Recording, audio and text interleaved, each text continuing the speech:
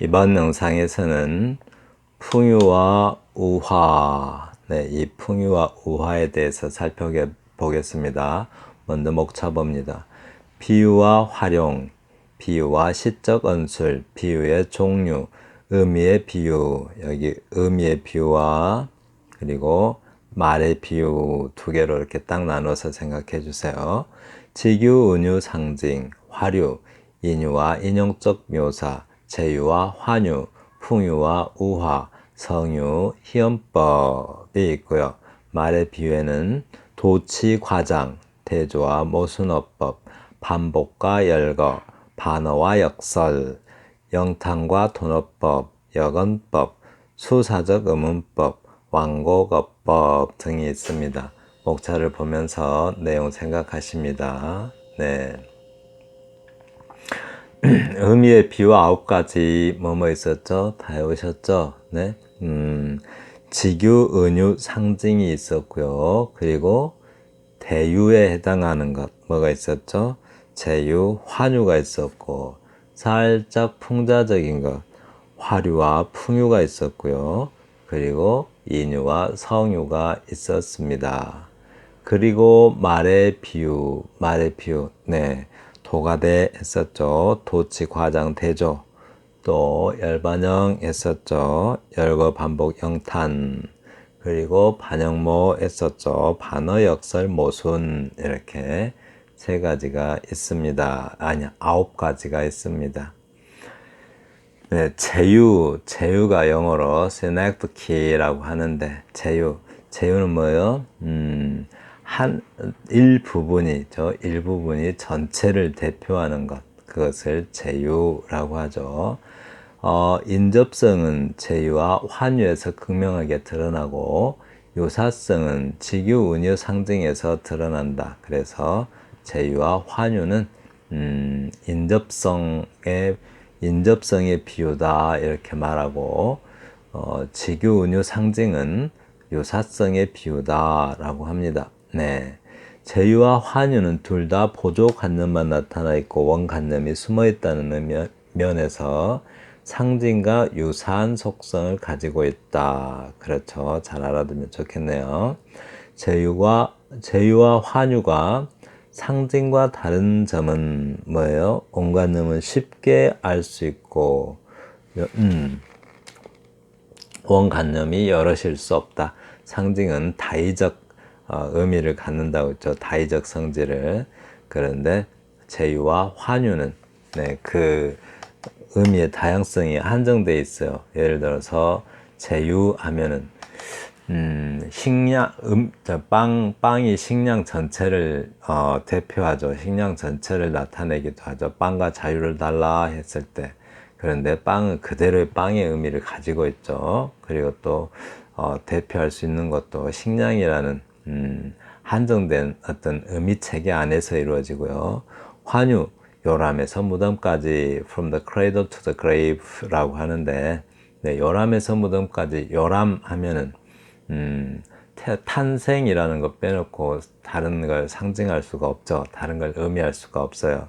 그리고 또 무덤까지 할 때 무덤 하면 죽음 빼놓고는 다른 걸 의미할 수가 없습니다. 환유는 1대1 교환이잖아요. 네. 유개념과 종개념 설명했죠. 유개념, 종개념.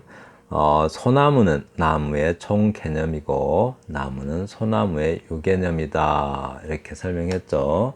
나무는 식물의 종개념이고 식물은 나무의 유개념이다. 네.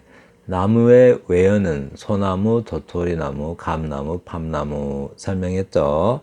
네, 기억 안 나시는 분은 지난 영상을 다시 한번 들어보세요. 네, 넘어갑니다. 자, 풍유와 우화. 우선 이 풍유와 우화에 대해서 정확히 알아야 되겠죠.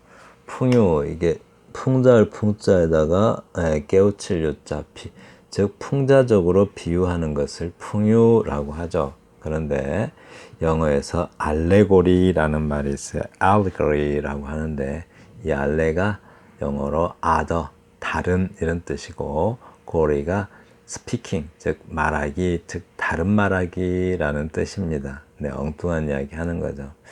그래서 알레고리인데, 자, 우선 풍요를 알레고리라고 하는데, 이 알레고리에는 우화, 그러니까 패러블하고 페이블이 있어요. 이렇게 패러블하고 페이블도 알레고리의 일부죠. 엄밀히 말하면, 네, 좀 폭넓게 이야기하면. 그런데 이제 패러블은 이것도 우화라고 해석하고 페이블도 우화라고 해석하는데 패러블은 주로 성경책, 그러니까 성경책에 사람이 주인공으로 나와서 그 종교적 윤리적 교훈을 전하는 게 패러블입니다. 그리고 페이블은 동식물이 주인공으로 나오죠. 동식물이 주인공으로 나와서 주로 세속적인, 네, 삶의 지혜를 알려주죠. 이솝부화 같은 거. 패러블은 예를 들면 탕자 이야기 같은 거 있잖아요. 이렇게 선한 사마리아인 이야기도 있고 이런 것들이 패러블입니다. 근데 이제 이거 나누는 게 조금 애매하게 느껴지실 수 있는데요. 이렇게 생각해 보세요. 사람과 동물이 있죠. 근데 사람과 동물로 나누는데 사실은 식물과 동물이죠. 그런데 사람도 동물에 포함되잖아요. 동물 속에 사람도 포함되는데 사람을 탁 떼내 가지고, 네, 사람을 딱 떼내 가지고 사람이 아닌 것을 동물이라고 표현하잖아요.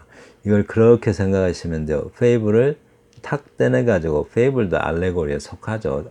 넓게 보면 페이블을 탁 떼내 가지고 이렇게 패러블과 알레고리를 같은 걸로 이렇게 구분하고 있어요. 네, 그런 식으로 구분했다라고 생각하시면 돼요. 그래서 풍유와 우화의 차이가 뭔가, 네, 조금 비슷한 느낌이 있는데, 우화는 동식물이 주인공으로 나타난다는 것, 그게 조금 다르죠. 이렇게 그게 가장 큰 차이예요. 이렇게, 네, 네, 좀 구체적으로 밑에 나옵니다. 네.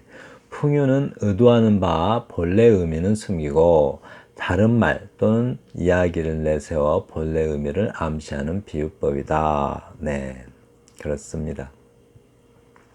풍유의 두 가지 특징을 봐요. 풍유는 표면적으로 전개되는 구체적 또는 정황, 즉 글이나 말로 지금 전해지고 있는 이야기를 말하죠. 정황과 이면에 숨겨진 추상적 의미, 즉 이거는 무슨 말이에요?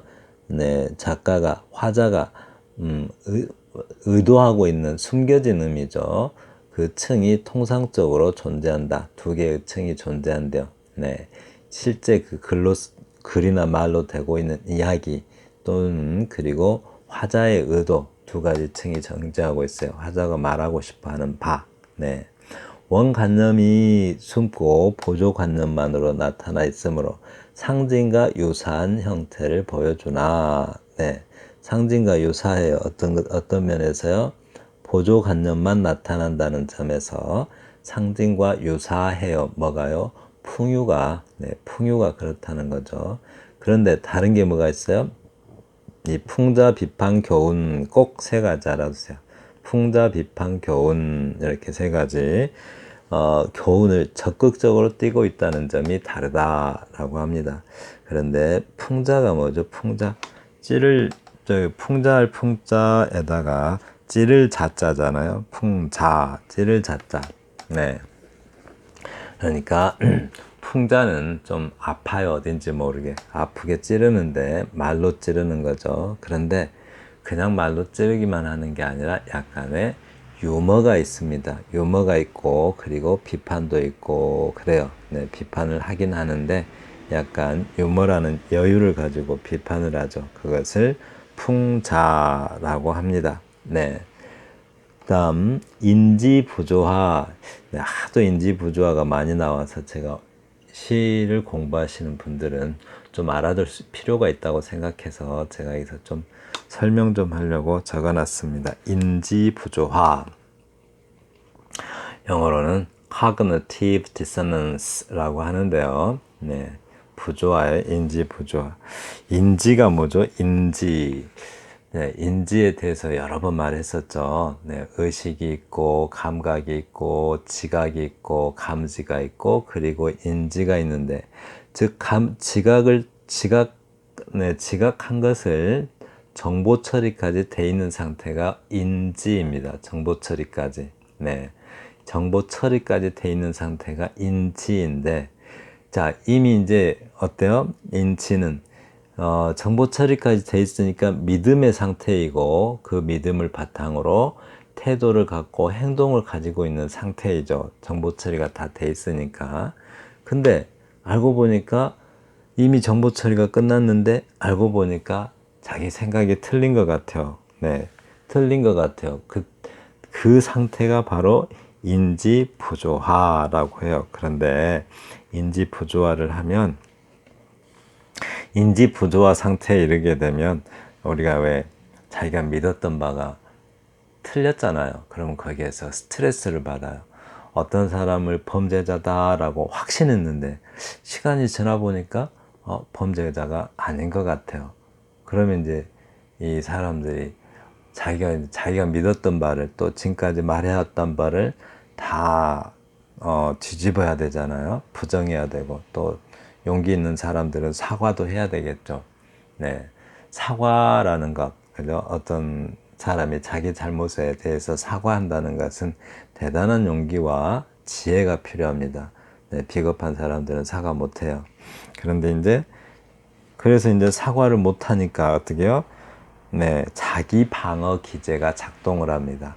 네, 인지 부조화 상태에 이르면 스트레스를 받다가 자기 방어 기제가 작동을 해요. 그래서 이제 자기 방어 기제의 작동이 어떤 몇 가지 방식으로 나는데요. 오히려 피해자를 공격해 버립니다. 피해자를 진짜로 막 공격해 버리는 경우가 있죠. 네, 우리 여러 번 봤죠. 저 뉴스 같은 데서. 그러다가 그 또 다른 방식은 자기 합리화를 해요. 자기 합리화. 네, 자기 합리화를 하는데 어떻게 하냐면, 네, 그 여우와 포도 이야기 아시죠? 자기가 능력이 없어서 포도를 못 따먹는 건데, 그냥 여우는 뭐라 그래요? 에이, 저거 시기만 하고 맛없을 거야 라고 합리화하죠. 핑계를 대고. 네. 또 다른 방식은 퇴행적인 모습을 보이게 돼요. 오히려 대놓고 나쁜 짓을, 나 그래 나쁜 놈이야 하고 막 대놓고 그냥 그 틀린 방향을 따라간다든가. 또 다른 방식은 그냥 체념합니다. 최악이죠. 네. 그런 상태를 인지 부조화라고 합니다. 그래서 인지 부조화 상태에 이르면 얼른 사과를 하는 게 가장 낫겠죠. 네, 시 보겠습니다.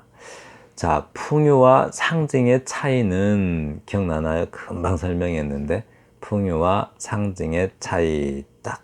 네, 상징은 특징이 뭐예요? 다이적. 예, 둘 다 공통점은 뭐예요? 상징하고 풍요의 공통점. 네, 보조관념만 나타난다는 것.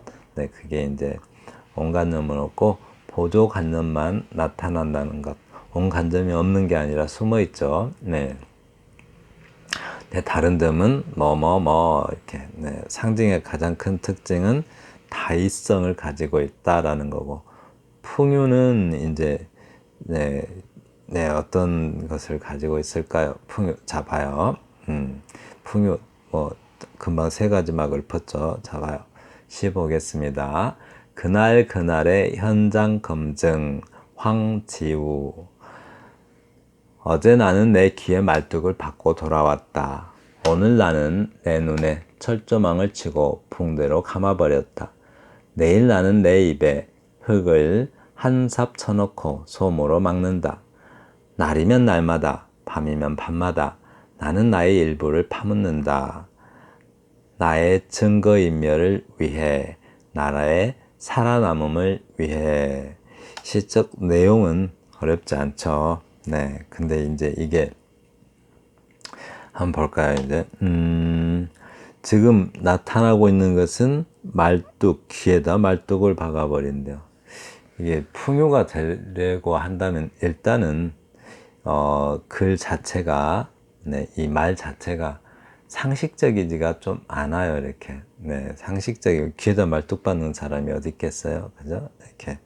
그리고 이제, 그리고 또 이 말뚝, 또 눈에다는 철조망을 치겠대요. 진짜 말뚝을 박는 건 아니잖아요. 네. 또 철조망을 치겠다고 해요, 이렇게. 그리고 또 입에 흙을 한 삼 넣겠대요. 네, 이렇게 하겠다고 합니다. 그래서, 일단, 귀에다 말뚝을 박는다, 이 말은, 네, 한마디로 귀를 막아버리겠다, 이런 말이죠. 안 듣겠다. 귀막음을 말하고, 그리고 눈에 철조망 치고 붕대를 하는 거, 네, 눈막음을 말하죠. 네, 눈막음. 그리고 또 입에다 흙을 넣겠다, 입막음을 말해요. 네, 그런데 이러한 입막음, 눈막음, 또 뭐 귀막음, 이런 어떤 층이 하나 있고, 이게 이제 본래의 의미잖아요. 이렇게 본래의 의미를 숨기고 뭐만 나왔어요? 이렇게 말뚝, 철조망, 흙, 예, 이렇게 보조관념만 이렇게 나오고 있는 게 풍유입니다. 네, 풍유 그러면 일단은 조금 네, 비판 이런 게 있어야 돼. 비판 있어야 되고 또 풍자 비판, 네, 또 하나 뭐 있었죠? 교훈 이런 것들, 네, 이런 게 좀 있어야 풍유라고 할 수가 있습니다. 네, 넘어갑니다. 자, 풍유가 상징과 다른 점이 뭐예요? 풍유가 상징과 다른 점. 보조관념만 나타난다는 점에서는 상징과 보조관념만 나타난다는 것, 이것은 상징과 공통점이죠. 그런데 풍자, 비판, 교훈을 적극적으로 띈다는 점, 네, 이게 바로 풍유의 특징입니다. 네, 풍유의 특징. 네, 그렇습니다. 자, 봐요. 그리고 두 번째 시 보겠습니다. 아래 시의 예수가 인유에서 풍유가 될 수 있는 조건은, 네, 예수 그러면 인유는 끌어온 비유잖아요. 끌어온 비유. 그러니까 예수 하면 성경책에서 끌어다 썼으니까, 네, 뭐예요?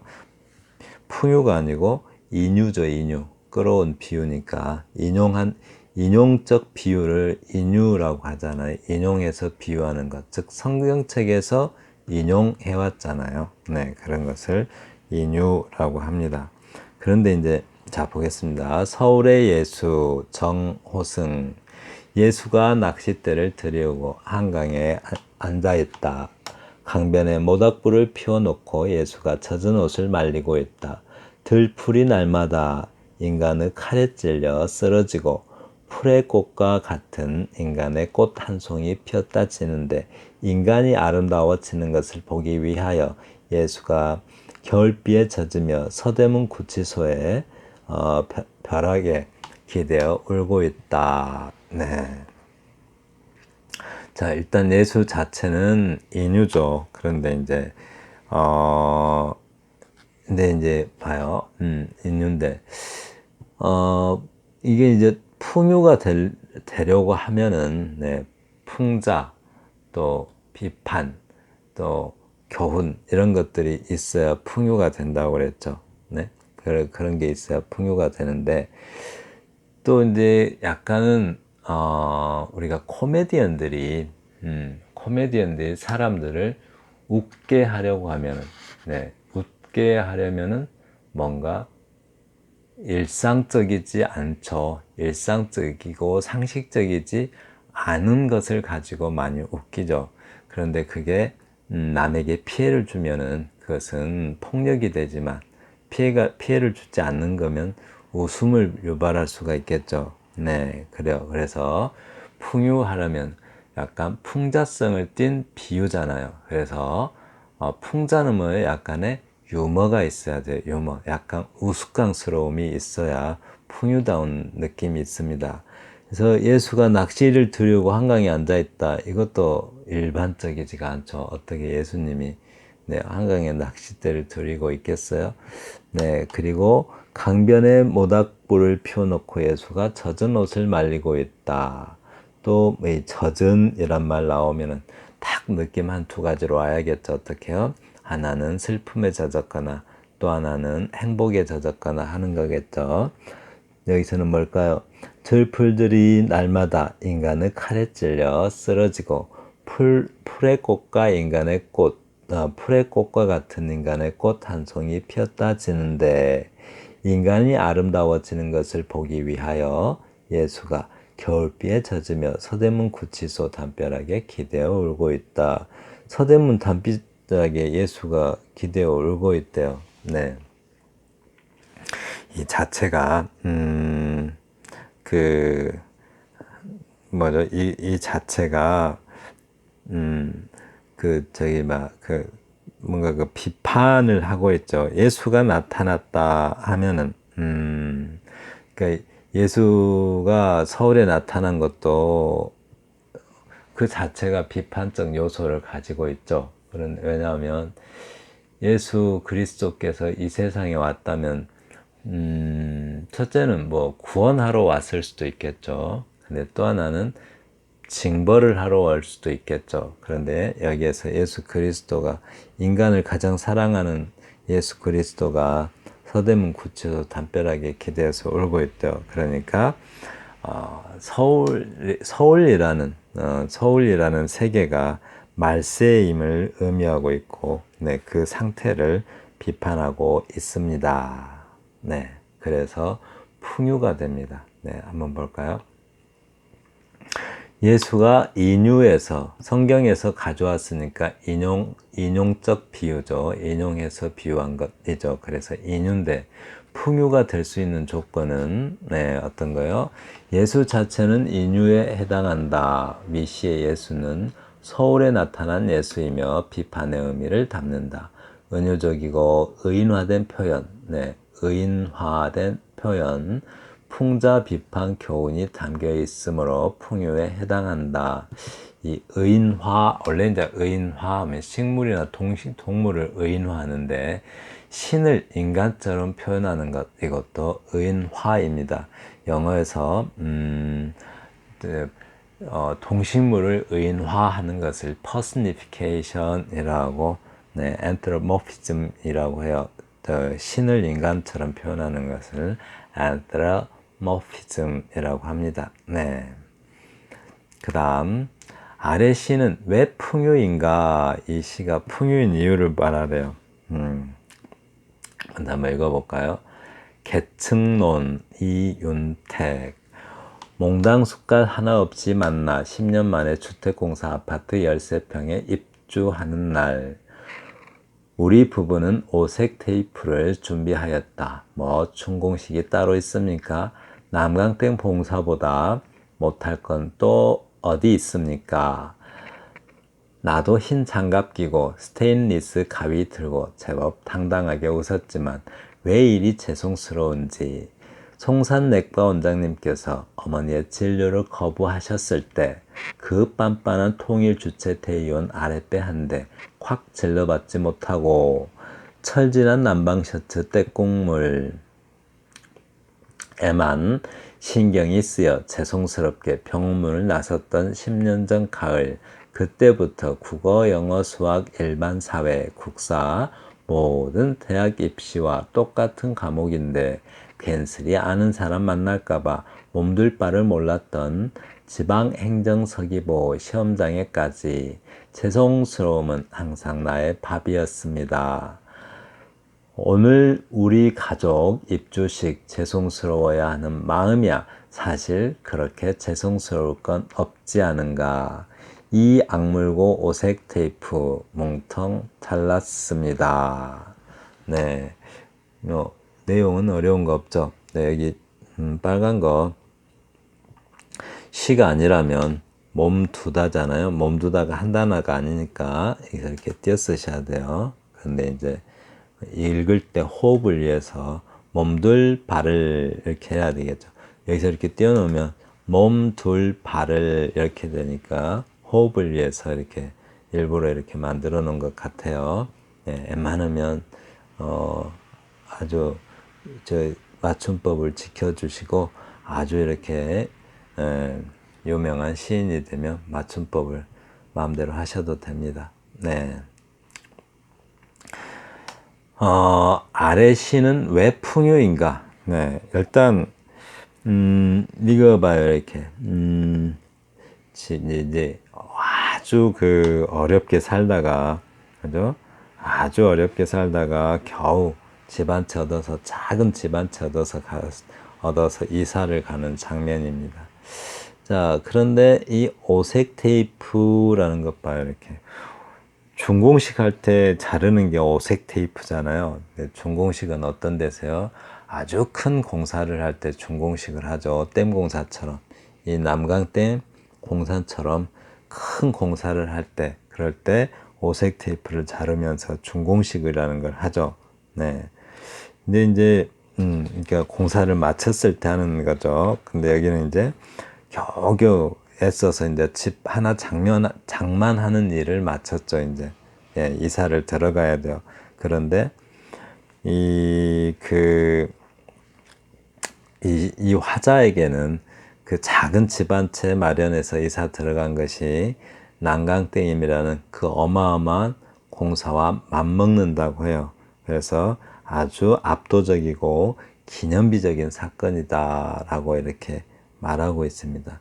이 오색 테이프가 바로 그걸 의미하죠. 네, 그래서 네, 풍유라고 할 수가 있습니다. 네, 이런 것은 이제 개별적 풍유라고 하죠. 왜냐하면 그것만 의미하니까. 네, 이야기 전체가 관통해서 다 봐요. 여기는 그러니까 풍유 알레고리 하면은 대체적으로 일반적으로 알레고리 하면은 여기서는 좀 많이 세분화되어 있지만 일반적으로 알레고리 하면은 은유하고 비교할 수가 있어요.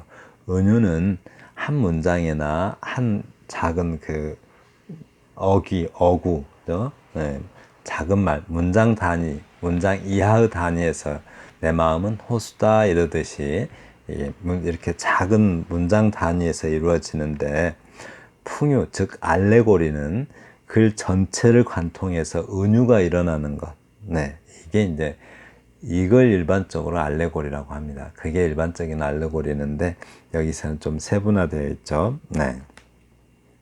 그래서 여기는 이제 이야기 전체를 관통해서 알레고리가 그러니까 은유가 일어나고 있는 거죠. 이 이야기 전체를 관통해서 은유가 일어나고 있기 때문에 알레고리다라고 말할 수가 있습니다. 네, 네, 그다음 넘어갑니다. 자, 정리합니다.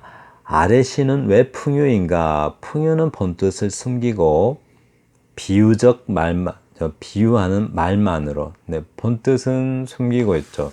비유하는 말만으로 이 위에서 집 한 채 구하는 것의 어떤 어려움, 네, 그런 사회를 비판하고 있죠. 네, 근데 살짝 네, 풍자적이고 약간은 유머도 있어요. 그런 것을 풍유라고 하는데 본뜻을 숨기고 비유하는 말만으로 숨겨진 뜻을 나타내는 수사법이다. 오색 테이프도 개별적 풍유이지만 이야기 전체가 은유적으로 내 집 마련의 어려움을 풍자하고 있다. 네, 풍자는 뭐예요? 약간 유머도 있어야 돼요. 그래서 그 이야기 자체가 일상적이지는 않습니다. 네.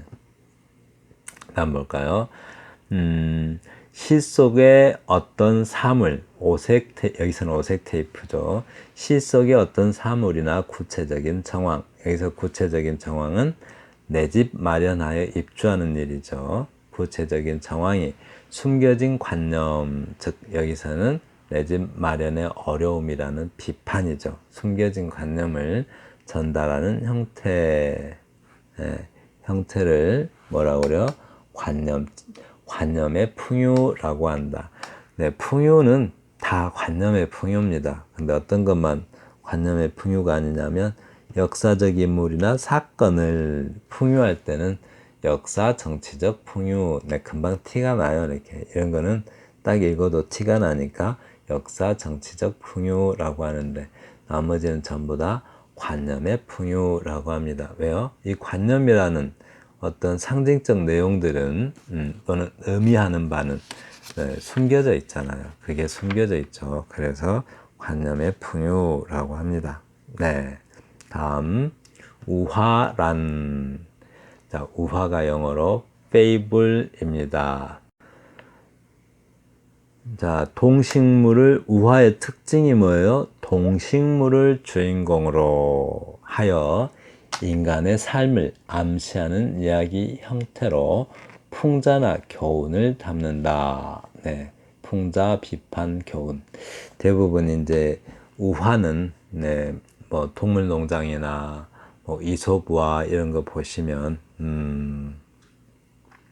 항상 교훈이 있죠. 교훈. 네, 여기 나오네요. 이솝우화, 조지 오웰의 동물농장. 네, 이런 거.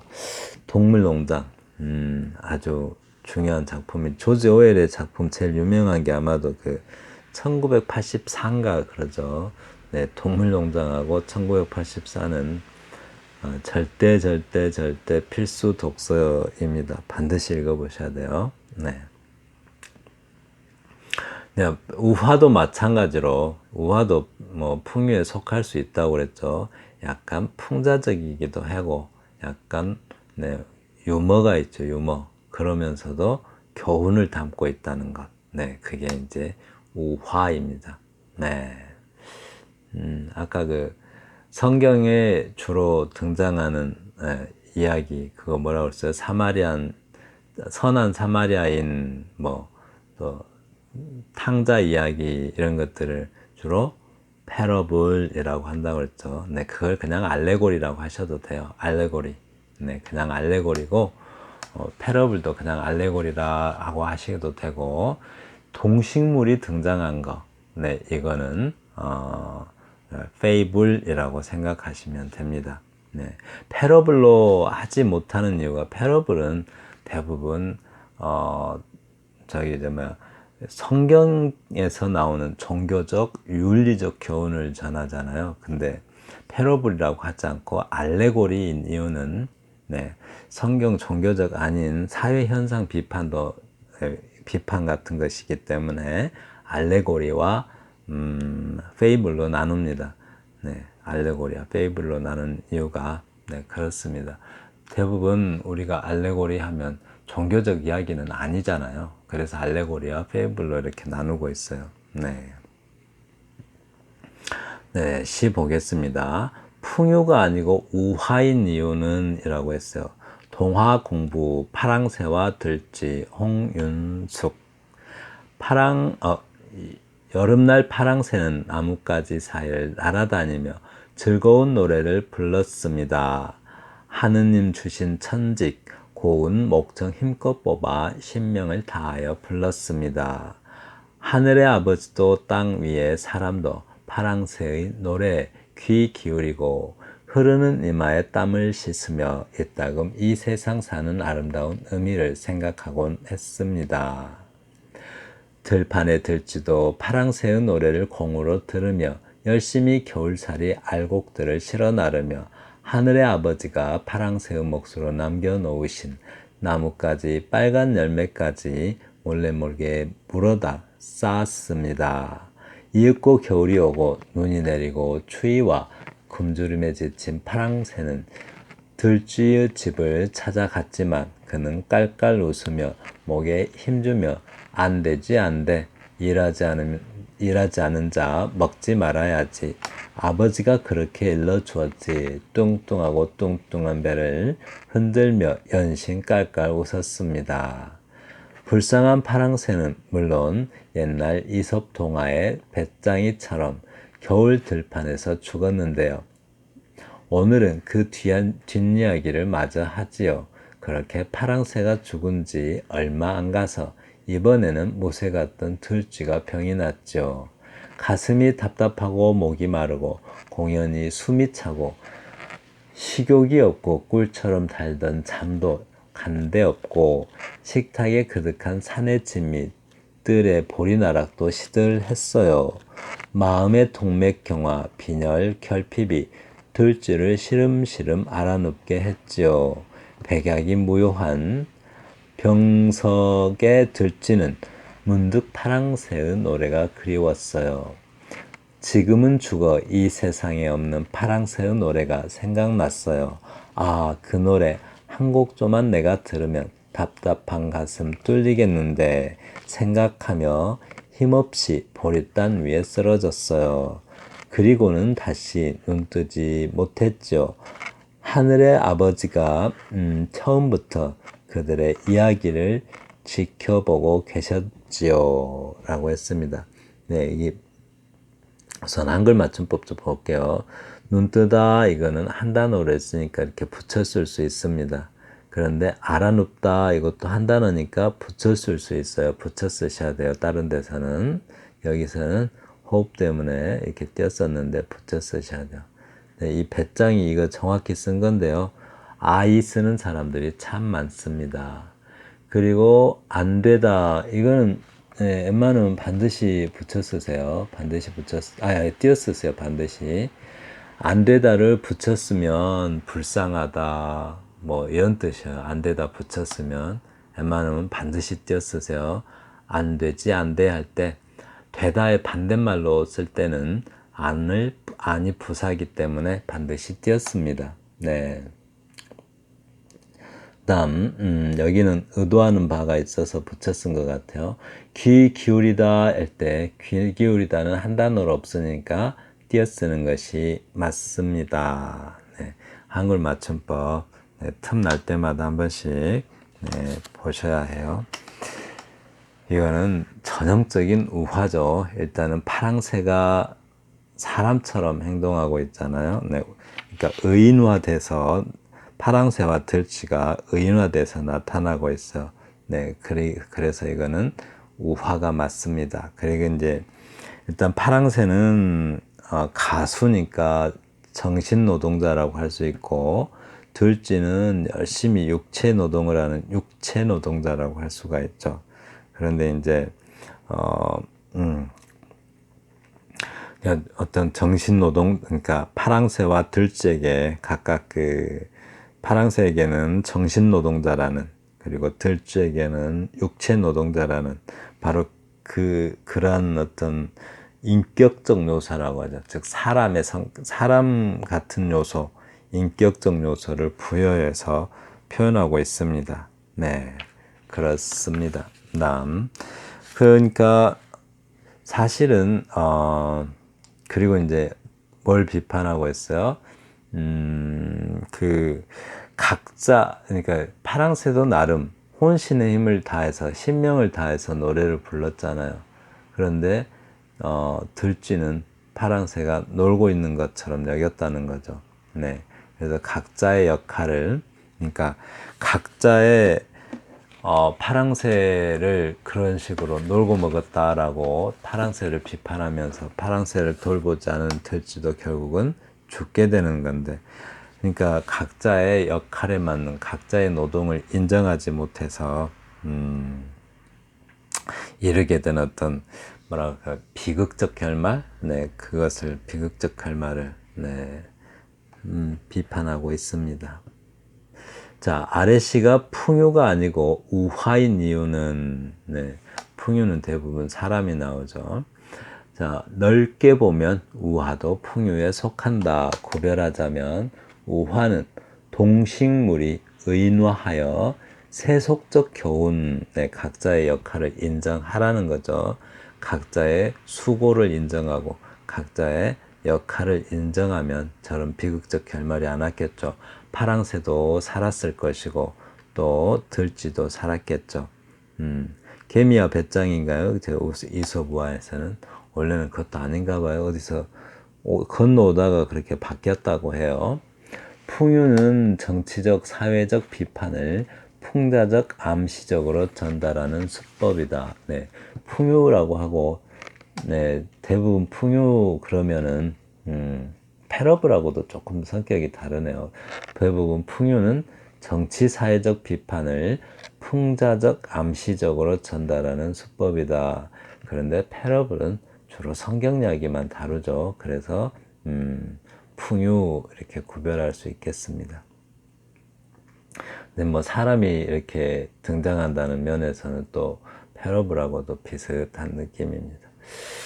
자, 아래 시가 우화 아니고 풍요인 이후는 네, 이것도 또 나왔어요. 한번 볼까요? 우화가 아니고 풍요래요, 이게. 자, 바싹 마른 여자가 살찐 남자를 먹어치운다. 발톱 하나 남기지 않고 깨끗이 먹어치운다. 먹고 나서 또 먹으려고 두리번거린다. 먹으면 먹을수록 마른 여자는 더욱 마른다. 바짝 마른 여자가 이 땅에 살찐 남자들과 살찐 여자들을 모조리 먹어치운다. 그래서 먹혀버린 살찐 남자들과 살찐 여자들은 바싹 마른 여자의 피와 살이 된다. 배고픔을 부르는 배고픈 피와 배고픈 살이 된다. 바짝 마르고 배고픈 여자는 다 먹고 또 먹으려고 한다. 눈이 점점 커지고 이빨이 점점 날카로워진다. 배고픔은 갈수록 더욱 심해지고 여자는 견딜 수 없어 땅을 뭉청 잘라 먹는다. 다음엔 제 가슴도 잘라 먹고 제 몸뚱아리도 잘라 먹는다. 눈동자도 빼먹고 제 배꼴도 아드득 아드득 깨물어 먹는다. 이제 얼마 후 태평양이 한꺼번에 그 바짝 마른 여자의 아가리를 향해 돌진하는 것을 보게 되리라. 네, 이게 우화가 아니고 풍요인 이유를 쓰래요. 바짝 마른 여자. 먹어도, 네, 바짝 마른 여자. 먹어도 먹고 싶고 더 말라가요. 그게 뭘까요? 우리가 욕구와 욕망을 구별할 필요가 있죠. 욕구는 네, 충족되는 거예요. 예를 들어서 목마르다든가 이런 건 욕구죠. 그냥 물 마시면 충족이 되잖아요. 배고픔. 또 뭐 이렇게 또 배설 욕구라든가 네, 배설 보면은 끝나죠. 이렇게 또 배고픔도 마찬가지로 음식 먹으면 끝나요. 근데 욕망은 아무리 채워도 채워지지가 않습니다. 네, 욕망은 채워지지가 않아요. 그래서 바로 이 욕망을 풍요한 것이 바싹 마른 여자라고 할 수가 있습니다. 네, 여기서는 대부분 이제 동식물이 사람처럼 행동하는 걸 의인화이잖아요. 그런데 여기서는 거꾸로 사람이 바싹 마른 여자가 이렇게 점점 뭐가 돼요? 욕망이 이것도 먹고 저것도 먹고 이것도 먹고 저것도 먹고 채우면 채울수록 더 욕망은 커져만 가요. 네, 채우면 채울수록 더 욕망은 커져만 가는데 그렇게 커져만 가는 욕망을 네, 풍자적으로 약간은 유머가 있게 풍자적으로 비판하고 있죠. 근데 이 여자는 어떻게 돼가고 있어요? 점점점 여자가 괴물이 되어가고 있죠. 네, 점점 괴물이 되어가고 있어요. 그래서 약간 네, 그냥 괴기스러운 풍자다라고 할 수가 있겠습니다. 풍유다라고 할 수 있겠습니다. 약간 네, 괴기 형태의 풍유다.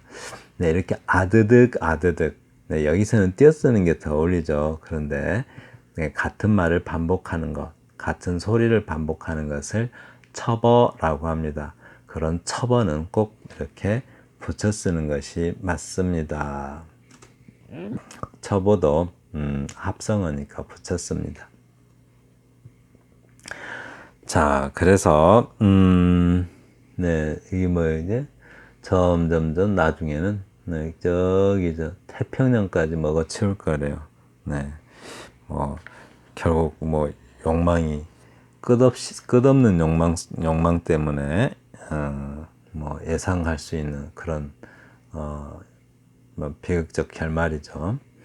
자, 위의 시가 우화가 아니고 풍요인 것은 우화는 뭐라고 그랬어요?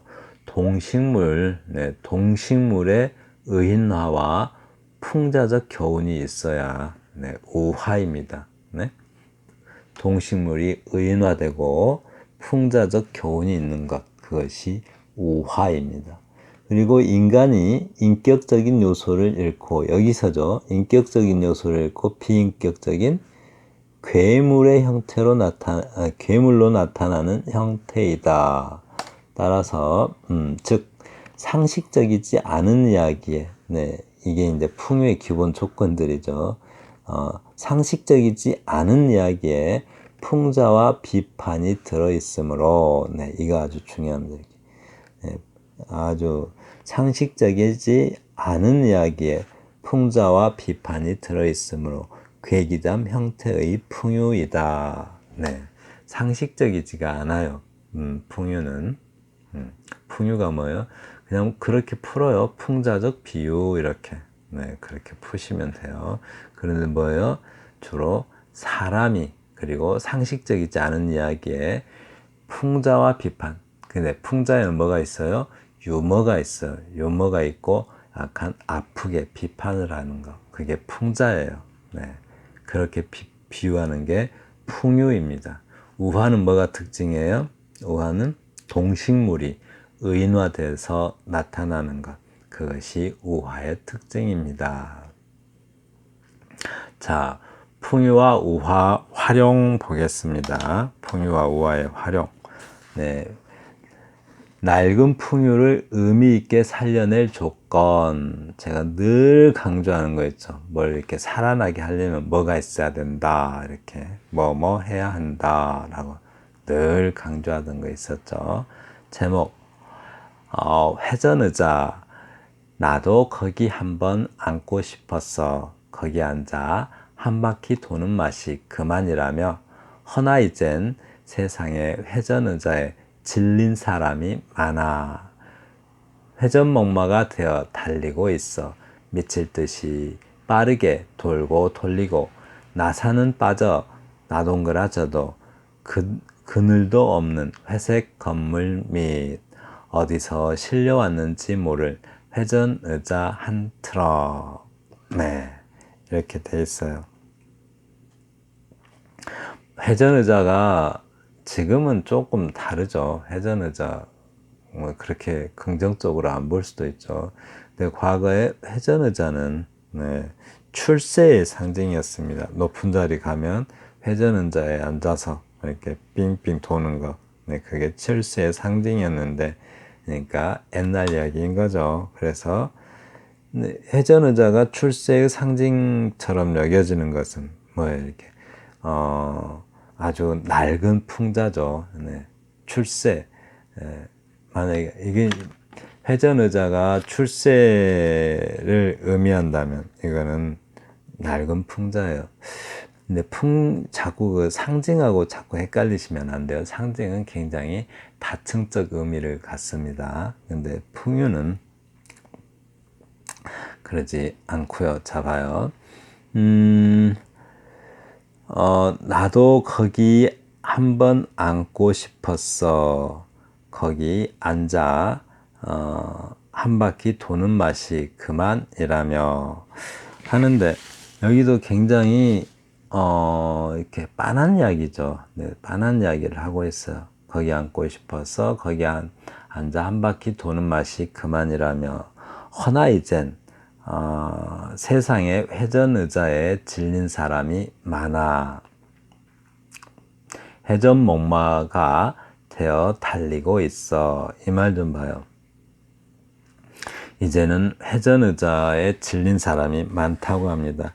회전의자는 이제 가만히 앉아서 가만히 고정되어서 돌기만 하죠. 네, 그거에 질린 사람이 많대요. 그래서 이제는 회전목마가 돼서, 회전목마 아시죠? 회전목마가 돼서 더 빠른 속도로 더 크게 돌고 있대요. 점점 미쳐가고 있죠. 더 빠른 속도로 더 크게 돌고 있다고 합니다. 미칠 듯이 빠르게 돌고 돌리고, 나사는 빠져 나동그라져도 그늘도 없는 회색 건물 및 어디서 실려왔는지 모를 회전의자 한 트럭이라고 합니다. 네, 그래서 나사도 빠지고 나동그라지고, 이거 뭐야? 돌다. 네, 그러니까 막 그 출세 가도를 달렸는데, 그 출세 가도를 달려서 돌고 돌다 보니까 어떻게 돼요? 바로 이렇게 됐다고 합니다. 그런 어떤 그 출세의 덧없음이라고 하면 되겠네요. 출세의 덧없음이 이렇게 묘사되고 있습니다. 네. 그리고 네, 한번 볼게요. 자, 이 부분 보면은 뭐 이 부분도 넣어도 될 것 같아요. 이거는 조금 약간 낡은 표현인가요? 네, 이거를 왜냐하면 이게 뭐 미칠 듯이 돌고 돈단 말 많이 쓰죠. 이렇게 나다 빠져서 나동그라진다. 아주 특별할 건 없죠. 그런데 이 시에서만 볼 수 있는 것, 네, 그늘도 없는 회색 건물 및 어디서 실려왔는지 모를 회전의자 한 트럭, 회전의자 한 트럭, 네, 회전의자 한 트럭, 네, 이런 거 다른 데서 볼 수 있는 표현은 아니죠. 바로 이 시에서 볼 수 있는 표현이죠. 물론 뭐 회전의자의 운명적 현실을 나타내기는 하지만 바로 이렇게 이렇게 어떤 그 풍요의 대상이 개별화되고 구체화되고 사실적 정황, 사실적 정황, 그 사실적 정황을 이렇게 나타내면 풍요가 낡은 풍요라 하더라도 살짝 살아나는 느낌이 있습니다. 이게 뭐예요? 구체화되고 개별화된 것, 네, 개별화된 것이 중요하죠. 그리고 사실적인 것, 네, 사실적 묘사를 하면은 네, 풍요가 낡은 표현이라 하더라도 네, 살짝 네, 살아나는 느낌이 있습니다. 네. 자, 낡은 풍요를 의미 있게 살려낼 조건이 뭔가라고 했는데요. 풍요를 개별화하고 구체화된 사실적 정황으로 뒷받침하면 참신한 비유가 될 수도 있다. 네, 참신한 비유가 될 수도 있다고 합니다. 제일 중요한 게 이게요. 개별화돼야 돼요. 개별화되고 사실적이어야 합니다. 사실적인가. 다음 보겠습니다.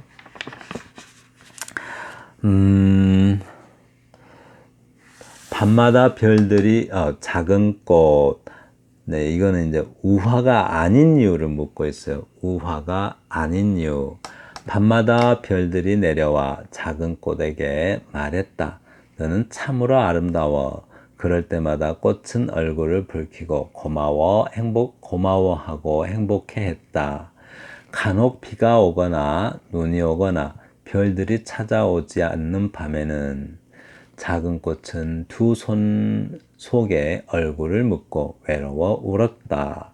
그러나 다시 맑은 날이면 행복했다. 지나가는 새들을 잡고 자랑하고 쉬어가는 바람에게도 나는 아름다워 하고 자랑했다. 그래. 모두 그렇게 말했다. 나비도 그렇게 말했다. 일단 의인화된 것처럼 보이기는 하죠. 근데 특징적인 건 뭐가 없어요? 일단은 네, 풍자, 비판, 교훈이 없죠. 네, 이런 게 없어요. 일단 그런 면에서도 풍요의 성격은 떨어졌고 또 우화가 되려면 어떤 교훈이 있어야 되죠. 교훈. 그런데 네, 어떤 교훈이 없어요. 여기에는.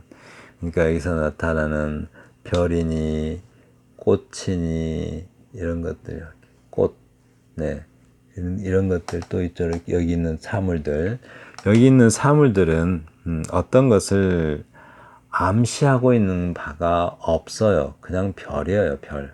네, 별인데 또 의인화도 아닙니다. 어떤 사람처럼 의인화해서 표현한 것도 아니에요. 좀 그러니까 얼핏 보면 네, 우화인 것처럼 보이기도 하고 의인화된 것처럼 보이기도 하는데 사실은 이게 어떤 그 다른 그러니까 비인격적인 존재들 즉 사물이 인격적인 존재들처럼 즉 사람처럼 행동한다고 해서 우위 즉 어떤 우화적 의미를 우위라고 해요. 우화적 의미가 생기지는 않습니다. 자, 그런데 왜 그러냐 하면은 여기서 사물들은 별, 꽃, 나비, 새 이런 것들은 숨은 의미가 있는 게 아니라 어떤 암시하는 것도 없어요. 다만 그냥 추거적 의미로 말 그대로 별이고 꽃이고 나비이고 새입니다. 그런데 네, 마치 이렇게 내려와 꽃에게 말했다. 이거는 진짜 꽃이 말했다, 진짜 별이 말했다라고 말한 거예요. 진짜 별이. 즉 어떤 느낌이에요? 동화적 느낌입니다. 동화. 어린이용 이야기는 이렇게 꽃도 말할 수 있고 별도 말할 수 있잖아요. 호랑이랑 토끼가 친구 먹기도 하고, 네, 그런 동화적 표현인 거예요. 동화적 상상이고, 이게 의인화된 게 결코 아닙니다. 그래서 여기는 동화 형태의 어떤 아주 평범한 동화 형태를 띤 시예요. 그냥 시. 네, 동화 형태를 띤 시다. 이렇게 생각하시면 됩니다. 여기 그래도 쳐보네요. 다른 데서는 이거 붙여 쓰셔야 돼요. 네.